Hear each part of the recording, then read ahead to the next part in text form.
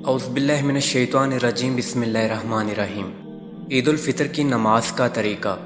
پہلے نیت کریں اس طرح: نیت کرتا ہوں میں 2 رکعت نماز عید الفطر کی، زائد 6 تکبیروں کے ساتھ منہ میرا کعبہ شریف کی طرف، واسطے اللہ تعالیٰ کے، پیچھے امام کے۔ امام تکبیر کہہ کر ہاتھ باندھ کر ثنا پڑے گا، ہمیں بھی تکبیر کہہ کر ہاتھ باندھ لینا ہے۔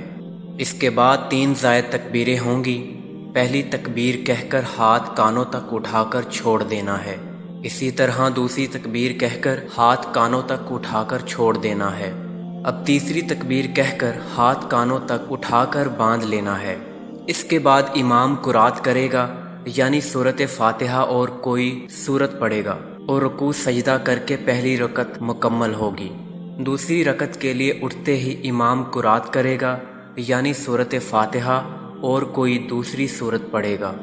اس کے بعد رکوع میں جانے سے پہلے 3 زائد تکبیریں ہوں گی۔ پہلی تکبیر کہہ کر ہاتھ کانوں تک اٹھا کر چھوڑ دینا ہے، دوسری تکبیر کہہ کر ہاتھ کانوں تک اٹھا کر چھوڑ دینا ہے، تیسری تکبیر کہہ کر ہاتھ کانوں تک اٹھا کر چھوڑ دینا ہے۔ یہاں تک زائد تکبیریں مکمل ہوں گی۔